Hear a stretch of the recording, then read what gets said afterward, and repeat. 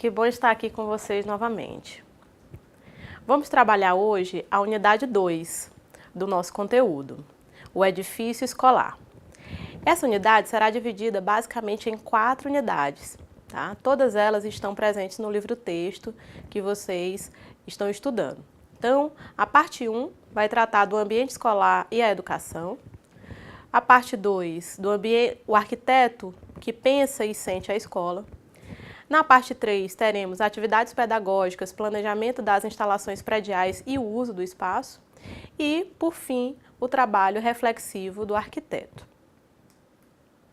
Iniciaremos falando do ambiente escolar e a educação e alguns conceitos básicos.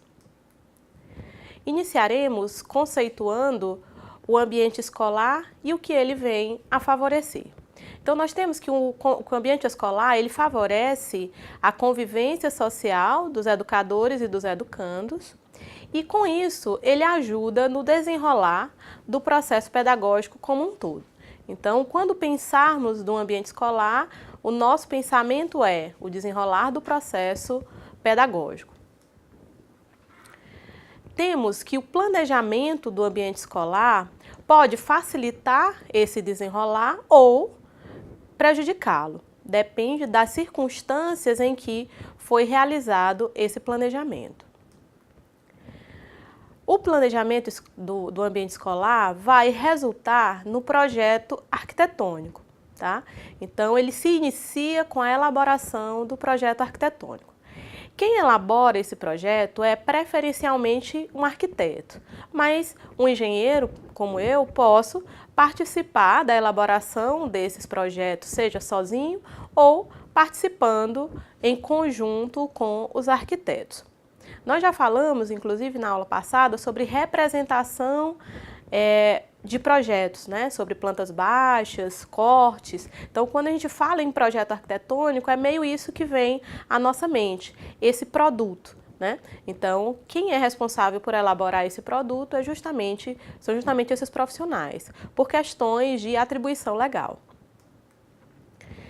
Pois bem, mas o que é que compõe esse ambiente escolar que fará parte do nosso projeto?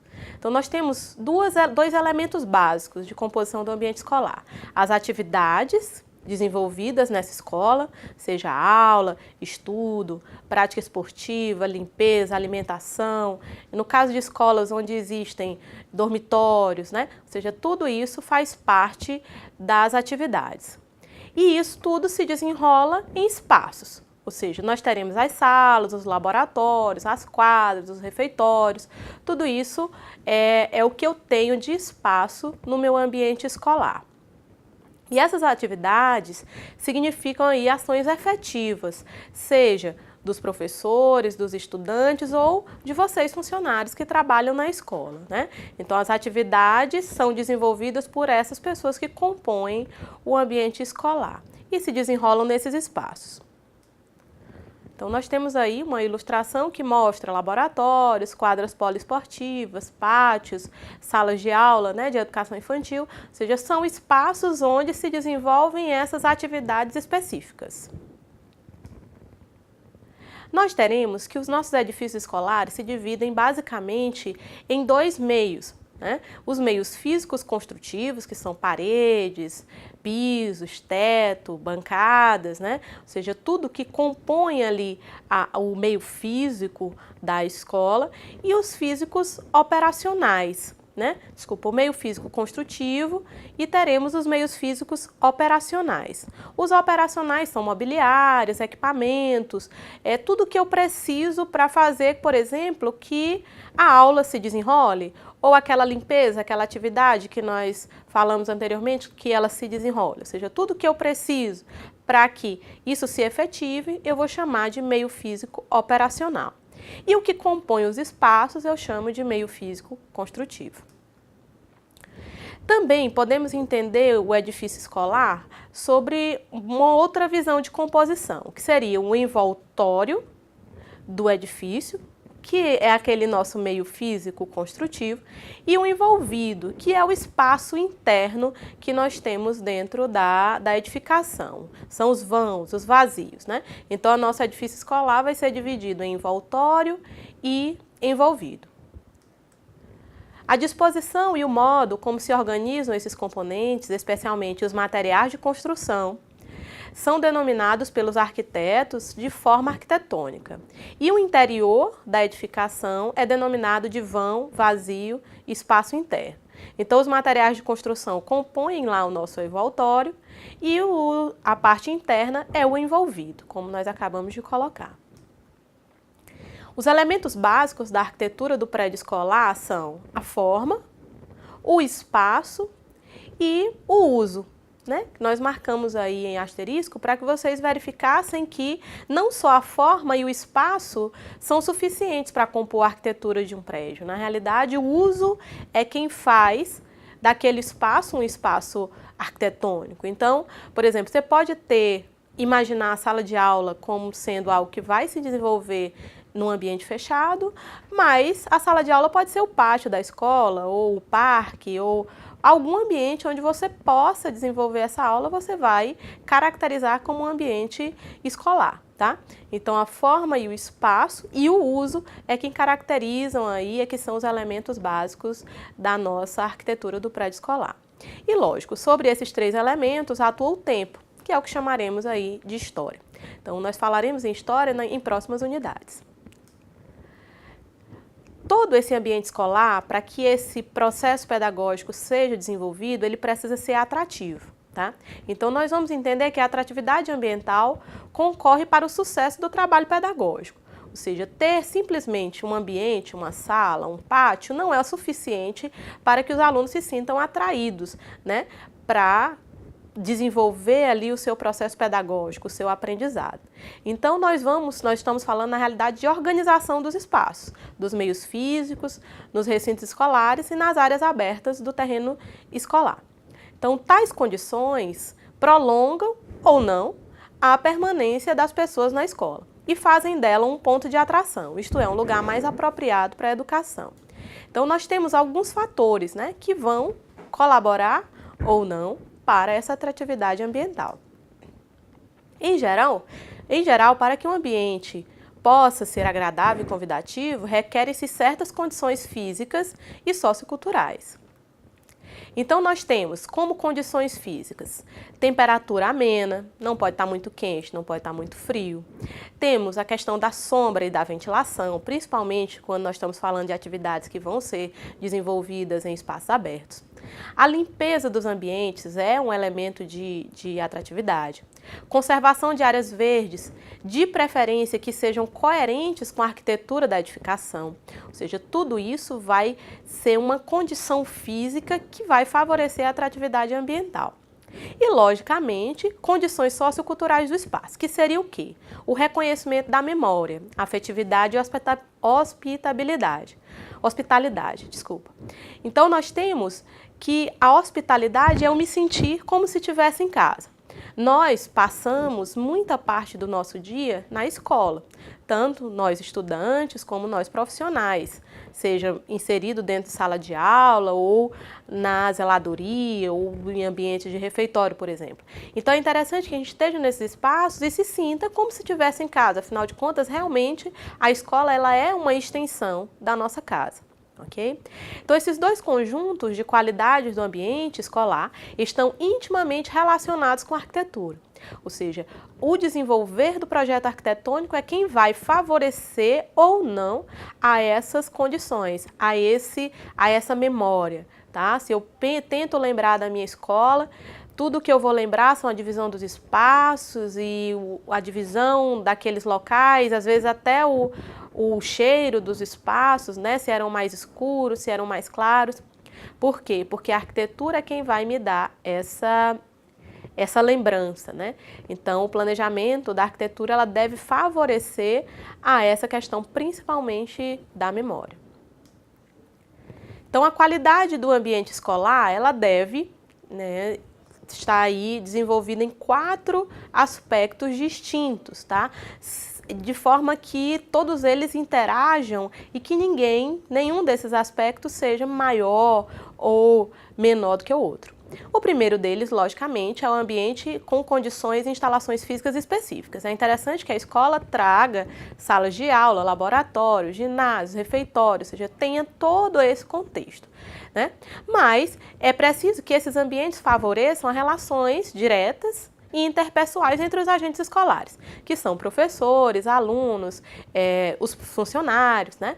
Então, a gente precisa ter ambientes onde essas pessoas possam se relacionar sem maiores prejuízos, nem por exemplo, ao professor, nem ao aluno, nem ao professor, nem ao funcionário da escola. A atratividade do espaço, que é o que nós falamos ainda há pouco, e a qualificação da memória, ou seja, a escola deve favorecer a que eu tenha uma boa recordação do meu ambiente escolar. Afinal de contas, nós passamos muito tempo do nosso dia e muito tempo da nossa vida dentro de uma escola. Em resumo, né, um determinado espaço educativo é agradável, convidativo e adequado à permanência das pessoas quando as instalações físicas e sociais são adequadas ao uso, e especialmente às atividades escolares. Tá? O seu planejamento é o primeiro passo para a materialização dessas qualidades, ou seja, o início do planejamento escolar, que inicia lá no início do projeto arquitetônico, é quem vai ou não, né, favorecer a essas qualidades. Então, o arquiteto ou engenheiro, quando ele se propõe a projetar um edifício escolar, ele tem que pensar em todos esses aspectos. Tá? Então, projetos escolares são diferentes de projetos residenciais ou projetos hospitalares, né? Então, a gente tem aí algumas peculiaridades com relação ao projeto arquitetônico e o planejamento é quem vai materializar aí esse projeto. Então, se a gente falou de projeto arquitetônico, o que eu preciso entender? Como que o arquiteto pensa e sente a escola, né? Então, será o arquiteto ou o engenheiro, né, o projetista, aquela pessoa responsável por planejar a escola? Nós, na realidade, fazemos parte, nós professores, os alunos, os funcionários, vão fazer parte do planejamento. Mas o arquiteto é o que é responsável por reunir todas esses desejos, esses anseios e transformar isso num projeto. Então, nós vamos conversar agora um pouquinho sobre como que ele pensa e sente a escola. Então, segundo um grande arquiteto, a arquitetura visa, sobremaneira, a organizar o espaço e outras condições físicas construtivas para a realização de atividades humanas. Atividades essas que, no caso da arquitetura escolar, nós já sabemos quais são, né? Então, a partir das palavras organização e espaço, podemos dizer que a arquitetura é uma atividade de planejamento, que trabalha com ambientes e atividades humanas. Não só a arquitetura, né? A engenharia também tem essa finalidade de trabalhar com planejamento de ambientes visando atividades humanas. Então, todo o contexto urbano ele é pensado também nessa questão dos ambientes e das atividades que vão se desenvolver ali. Mas, quando a gente está falando de edifício escolar, existem atividades que são específicas, que são próprias desse tipo de projeto, né? Então, em resumo, a arquitetura trata com especial atenção do uso, principalmente, ou seja, como que aquele ambiente vai ser usado, ou seja, daquilo que as pessoas fazem ali no seu dia a dia. Então, nós temos aí o Le Corbusier, né, que foi um arquiteto urbanista que nos deu aquele conceito de arquitetura. Era arquiteto, pintor suíço, naturalizado aí francês, né, considerado um dos mais importantes arquitetos do século XX. Então, como é que um arquiteto elabora um projeto, né? Nós vamos pensar, tentar entender aí como que ele pensa, vendo como é que ele vai elaborar um projeto. Então, os momentos da elaboração do projeto de arquitetura são divididos basicamente em dois. Temos o momento reflexivo do arquiteto e o momento sensível, afetivo e iterativo. Tá? Na primeira parte, nós temos a compreensão do programa de necessidades. Ou seja, o arquiteto precisa entender quais são as necessidades daquela escola que ele pretende reformar, ou construir, ou ampliar. Tá? Ele tem que entender por que daquela intervenção. E isso ele busca num elemento que nós chamamos de projeto político-pedagógico da escola. Tá? Depois, ele precisa conhecer o terreno onde essa escola vai ser construída ou vai ser reformada, né? Ou seja, quais são as condições desse terreno em termos de clima, em termos de qualidade de solo. Você tem uma série de aspectos a observar. E inicia, nessa fase ainda do reflexivo, né, os primeiros esquemas gráficos simplificados. Ok? Então, nessa primeira parte, é basicamente a compreensão do que necessariamente a escola precisa, quais são as condições que o terreno lhe oferece para proporcionar isso para o projeto, e já se inicia aí nessa fase os primeiros esquemas gráficos simplificados. Já na fase sensível, afetiva e interativa é o momento que ele se recolhe para a elaboração do projeto em si, dotando ali de todas as informações que ele precisa, ele se recolhe e vai para o desenho do prédio com base na sua visão de mundo. Então, querendo ou não, mesmo tendo outras pessoas envolvidas no projeto, aquele projeto vai ter alguma identidade por parte do arquiteto, porque ele consegue imprimir ali a identidade dele também, ok? E temos aí, nessa fase, a humanização do prédio escolar. A comunhão entre o trabalho desse profissional e a participação dos futuros ocupantes do prédio ajuda enormemente a humanização da arquitetura. E, por que não dizer aí, da pedagogia, né? Então, o arquiteto ele vai estar constantemente, ou pelo menos deveria estar, constantemente em contato com pessoas que vão ocupar aquele prédio, ou então que ocupam prédios similares a esse, né? Para que ele entenda quais são as reais necessidades de alguém que está, por exemplo, em sala de aula. Por muitas vezes, esse arquiteto não é um professor, então ele não conhece, às vezes, a necessidade de uma sala de aula. Então, ele precisa estar em contato com essas pessoas. Com relação a ambientes, por exemplo, de descanso de funcionários, quem vai dizer como esses locais teriam que ser, são essas pessoas que vão usar esse espaço. Então, essa comunhão e esse trabalho é necessário. Temos aí as atividades pedagógicas, planejamento das instalações prediais e uso do espaço, tá? Dando continuidade aí de como que o arquiteto elabora o projeto, a gente continua pensando nisso. Tá? Então, o passo inicial com relação ao momento reflexivo do arquiteto é a forma como ocorrem as relações entre as atividades pedagógicas e as instalações prediais e não prediais da escola. Tá? Então, quando ele começa a pensar em como que vão ocorrer essas atividades e onde elas devem ocorrer, ele começa a pensar na escola ainda na sua fase reflexiva. E o que o arquiteto busca, né, com o planejamento do espaço? Então, ele busca atender a demanda por espaços exigidos pelas atividades educacionais com recursos naturais, construtivos e, logicamente, os financeiros, né? Então, cada construção vai ter ali algum orçamento, algum recurso que será disponível para aquela construção. Então, o arquiteto também precisa pensar na questão financeira, pois essa vem, porventura, a inviabilizar a execução do projeto, né? Que não é desejo de ninguém. Por que mesmo havendo planejamento, como a gente está vendo que existe tanto problema com relação ao planejamento escolar, né? Então, nós temos, primeiramente, o conflito de interesses entre o arquiteto, entre as pessoas que o contrataram para a execução desse projeto e entre os agentes que vão utilizar.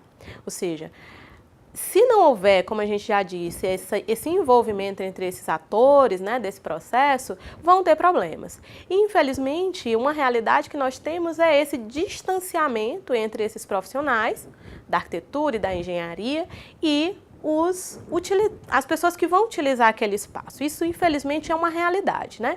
Nós temos problemas de relacionamento e isso termina resultando em problemas na utilização desses espaços. Isso é algo que precisa realmente ser melhorado, né, no desenvolvimento dos projetos de arquitetura e de engenharia. Então, nós temos aí que o rol de significados possíveis da arquitetura, né? Então, relação da arquitetura do prédio escolar com as tradições da população, por exemplo. Então, não adianta você chegar numa população indígena e construir um prédio, construir uma caixa, né? Então, a arquitetura ali precisa favorecer as tradições daquela população. Então, como a gente já disse mais uma vez, se o profissional responsável pelo planejamento ele não se engaja nesse processo inicial de conhecer aquela população, ele vai projetar do jeito que ele achava que seria o melhor, tá?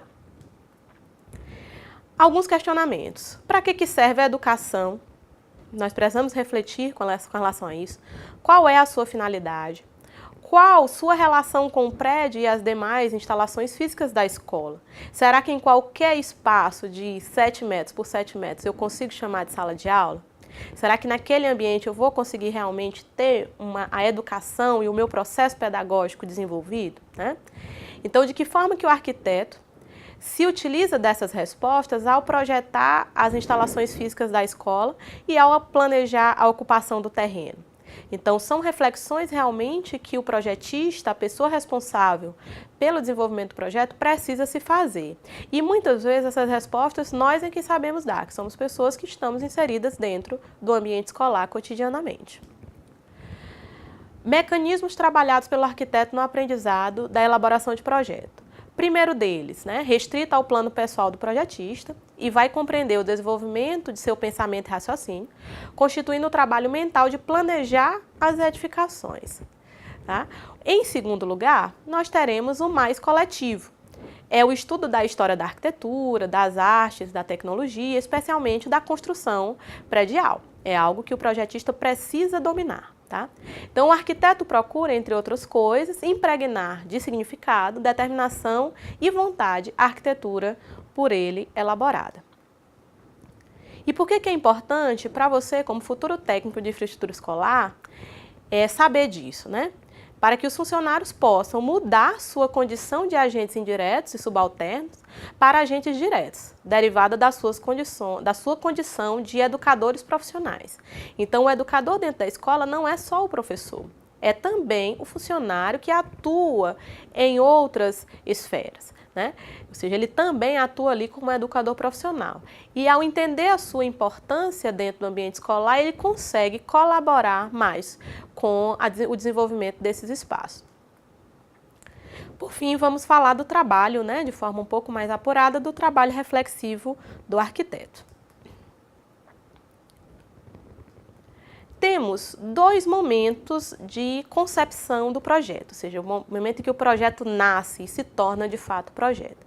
O primeiro passo é o programa de necessidades físicas, onde são feitos desenhos da edificação em forma de croquis. Croquis são desenhos simplificados, são esboços feitos à mão, muitas vezes, O estabelecimento das unidades operacionais do projeto de arquitetura, ou seja, o que eu tenho que colocar dentro daquele prédio, é só sala de aula, é só laboratório, é só ambiente administrativo, o que eu preciso, uma parte dedicada à zeladoria, por exemplo, o que eu preciso colocar, Esse estabelecimento é feito ainda nesse programa de necessidades.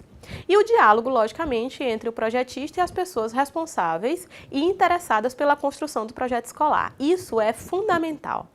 Certo? Se não houver esse diálogo, como nós já tínhamos colocado antes, nós podemos ter prejuízos quanto da elaboração do projeto, pois o projeto vai estar elaborado, vai estar construído, mas as pessoas que vão utilizar não vão se reconhecer naquele local. Temos aí um esboço de um croquis, um desenho feito à mão.